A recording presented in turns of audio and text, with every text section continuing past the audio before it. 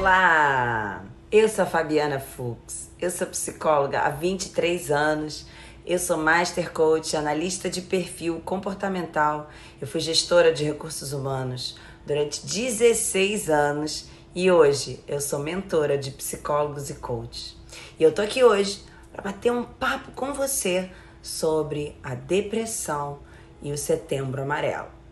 Bom, primeira coisa que é importante a gente olhar: como eu posso saber se uma pessoa tem depressão? Quais são os sintomas que ficam evidentes no quadro depressivo? Como que a gente sabe? Bom, existem alterações que ficam visíveis. Então, vamos mapear alterações de humor, de pensamento, alterações físicas e de interações sociais. Agora eu vou falar de cada uma delas. Alterações de humor. A gente percebe uma tristeza. Não é uma tristeza rápida, sutil, um momento. Não, é um quadro de tristeza por mais tempo. Uma tristeza que permanece. Uma diminuição do prazer. A pessoa não tem prazer nas coisas que ela tinha, a pessoa não tem prazer nas pequenas coisas da vida. A vida fica meio sem cor. Uma diminuição do interesse. Nada é interessante, ela não tem vontade de fazer nada. Além disso, a gente percebe também uma ansiedade, que não é sempre, não é em todos os casos, mas pode acontecer um aumento da sensibilidade ao medo. Tudo assusta, tudo dá medo, tudo fica tenso. E aí podem acontecer crises de ansiedade no quadro depressivo. Falando de pensamento, a gente tem que tipo de alteração no pensamento? Autocríticas. Pessoas começam a se criticar demais, a falar coisas ruins para si, a se desqualificar, a não ter amor por si. Então, pessoas que se xingam, pessoas que se agridem, que falam coisas ruins para si, às vezes uma besteira, a pessoa está se xingando. Outra característica muito comum do quadro depressivo é a culpa. A pessoa se culpa por coisas que às vezes não tem nada a ver com ela. Um excesso de culpa. Bom, tem a ver, né? A pessoa não tá se amando e aí ela se culpa demais. Outra característica muito comum na depressão é uma desesperança, um pessimismo. Ela não acredita na melhora, ela não acredita que as coisas vão se resolver. Outro fator importante é o seguinte: é uma diminuição da concentração, fazendo com que a pessoa tenha uma diminuição da velocidade de pensamento. Ela fica mais lenta. O pensamento fica mais lento. Falamos de humor, falamos de pensamento. Agora vamos falar dos aspectos físicos. Bom, existe uma baixa de energia. A pessoa com depressão, ela fica sem energia para as coisas. A tristeza também tira um pouco da energia, dá uma prostração. Na depressão isso é mais acentuado. Além disso, até por conta da falta de energia, a pessoa apresenta um cansaço crônico, uma fadiga, uma exaustão. E também existe o aumento de dores no corpo. A pessoa apresenta mais sensibilidade às dores, então ela tem aspectos dolorosos fisicamente.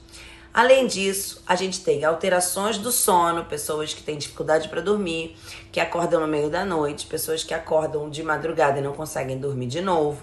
Então, a gente pode ter para mais ou para menos. Então, tem pessoas que têm dificuldade para dormir, tem pessoas que dormem demais. Também temos alteração do apetite. Pessoas que não comem nada, pessoas que comem demais. Eu conheço muitos casos de pessoas deprimidas que emagreceram muito porque não tinham vontade de comer. Então, pode acontecer também o caso do extremo oposto, a pessoa que tem até compulsão por um quadro depressivo. Tá? Então tem alterações de humor para cima ou para baixo. E talvez a principal causa que faz as pessoas buscarem ajuda profissional é quando existe a baixa da libido. A pessoa perde o interesse sexual. Aí ela acaba procurando ajuda, porque até então a pessoa vai levando. Talvez a pessoa não ache que seja tão grave, talvez a pessoa ache que seja uma coisa momentânea. Mas aí quando afeta a vida sexual, muitas vezes a pessoa procura ajuda. Falamos de humor, falamos de pensamento e falamos das questões físicas. Agora, vamos falar das interações sociais. Como é que a depressão afeta as interações sociais? Ela afeta na insatisfação dos relacionamentos. A pessoa começa a não ter satisfação em nenhum relacionamento, principalmente no relacionamento amoroso, fica insatisfeita, reclama de tudo, não tem ânimo. E o que acontece? Ela se sente muito sozinha e ela não tem energia. Lembra que eu falei que características físicas é a baixa energia e o cansaço? Então ela tá desinteressada e ela não tem força para conversar, para debater. Então, muitas vezes, a pessoa deprimida ela é até julgada porque ela se afasta das pessoas. Bom, muito importante. Falamos de humor, de pensamento, de questões físicas e das interações sociais. Agora, vamos falar de como a depressão vem crescendo no mundo e o que a gente pode fazer para evitar que isso aconteça. Então, a Organização Mundial de Saúde nos dá um dado de que 350 milhões de pessoas no mundo têm um quadro depressivo. Isso quer dizer, em média, que a cada 40 segundos uma pessoa se suicida por depressão no mundo. A depressão é a principal causa de suicídio. No Brasil, 5,8% da população tem depressão. A cada dia, 32 pessoas morrem por depressão. Ou seja, a cada 40 minutos uma pessoa morre por depressão. Esse número é muito alto. A gente precisa olhar para isso e saber o que causa esse quadro depressivo e o que a gente pode fazer para evitar isso, para acabar com isso, mudar essa história. Então, o que causa depressão? A gente tem a genética. Então, se uma pessoa tem um pai com depressão, uma mãe com depressão, ela tem uma chance maior, tá? Então, se o pai e a mãe têm, então ela tem dupla chance. Então, a genética, ela tá entre 30% a 70% de fator, mas ela não é 100%. Então, a genética não é só ela, tá? O que mais que afeta, que causa a depressão? Aspectos tóxicos, atividades tóxicas e substâncias tóxicas. Como assim, Fabiana? Atividades tóxicas? A gente às vezes tem comportamentos que fazem mal a nós mesmos. Então, alimentos tóxicos. O que é alimento tóxico? Não é veneno, é carboidrato em excesso. Carboidrato em excesso, açúcar branco, alimentos que se transformam em açúcar com rapidez. Eles fazem oscilações no humor e afetam mais ainda o quadro depressivo. Então, eles podem culminar num quadro depressivo. Não é um fator só, tá? É um conjunto de fatores que pode proporcionar a depressão. Então, o carboidrato, o sedentarismo, também é uma atividade tóxica, o uso de drogas, aí são substâncias tóxicas, né? O uso de drogas e de álcool excessivo. Que mais? Medicações e deficiências de vitaminas e hormônios. Então, se você tem um desequilíbrio hormonal, isso pode ser um fator para predisposição de uma depressão. Além disso, situações estressantes, situações da infância que causaram estresse na vida adulta, traumas, crenças, desamor dos pais, crianças que sofreram e que tiveram dores emocionais podem apresentar a depressão como sintoma na vida adulta. E a quarta causa é a alteração química, um desequilíbrio nos hormônios, nos neurohormônios, nos neurotransmissores. Então, o que a gente vê? Por exemplo, uma pessoa que tem uma baixa de serotonina, ela vai estar mais suscetível ao medo, ela vai estar mais suscetível aos perigos, e isso pode gerar um aumento do quadro depressivo. Já a pessoa que tem uma baixa da noradrenalina, ela fica mais sensível à dor, e isso pode também aumentar o quadro depressivo. E uma pessoa que tem uma baixa da dopamina, ela tem um aumento do desprazer. A dopamina é um dos hormônios do amor Então, quando a gente tem uma situação que a gente determina uma meta, que a gente alcança uma meta, a gente faz o quê? Uma chuva de dopamina na corrente sanguínea. Por quê? Porque na hora que você tem o alcance de metas, você tem uma motivação. E na hora que a gente tem uma motivação é porque a dopamina está sendo liberada. Então, na depressão tem uma baixa de dopamina. Então, tem menos prazer, menos motivação, menos concentração e menos agilidade mental. Isso tudo afeta o comportamento e aumenta o quadro depressivo.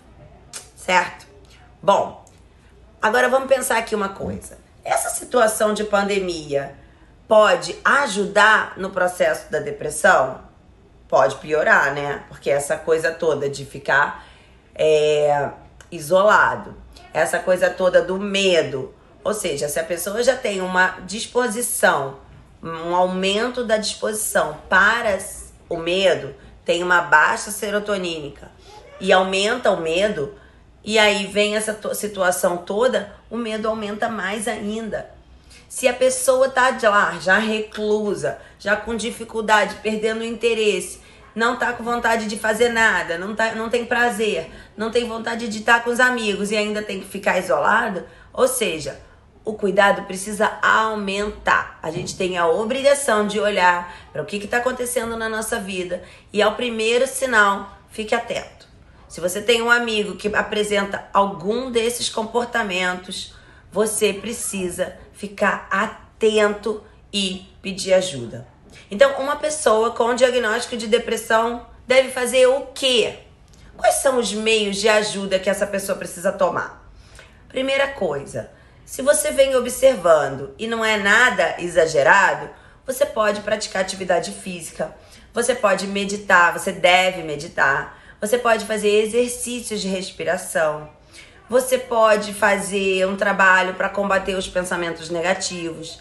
Agora, se isso começa a aumentar, você começa a perceber que você não está conseguindo controlar e que isso está realmente se instalando um quadro como esses todos que eu descrevi aqui, aí sim você tem que procurar ajuda. Procure um psicólogo, um profissional especializado que vai poder te ajudar a diagnosticar e, se ele achar necessário, ele vai te encaminhar para um psiquiatra. Então, a terapia, ela é através da fala, né, um processo psicoterapêutico, e também pode ser medicamentoso, dependendo do caso. Nos casos graves de depressão, precisa sim fazer o uso concomitante do medicamento, do antidepressivo, com a terapia. E aí é só o psiquiatra que vai poder te dizer qual é o melhor caminho, qual é o melhor remédio. Não tem uma receita de bolo. Tem vários tipos de antidepressivos. Tem antidepressivos que são recaptadores da serotonina. Tem outros tipos de antidepressivos. Então, é muito importante ter uma orientação médica, um acompanhamento médico. O recado que eu deixo para uma pessoa que ela tá reclusa e que ela ainda não se abriu para esse problema é: tire os tabus da sua cabeça, enfrente o problema e realmente você vai ficar bem, porque o prognóstico é muito grande. Tem solução, mas você precisa comunicar, você precisa pedir ajuda. Então a gente precisa ir na causa da situação. A gente precisa entender o que causou esse problema, e quando a gente vai nas causas daquela situação, tudo muda na nossa vida. Então, primeiro a gente precisa mapear o que causou a sua depressão. Depois a gente vai atacar essa causa, tratando, curando com muito amor. Então, eu fico muito feliz da Jo, agradeço o convite e espero verdadeiramente que esse vídeo possa ajudar você, seus familiares e seus amigos. Eu sou a Fabiana Fux, eu deixo aqui o meu contato, deixo aqui o meu Instagram e deixo aqui o meu YouTube. Quem não me segue ainda, eu vou ter uma honra de ter você na minha rede social. Um prazer enorme e até a próxima. Tchau, tchau.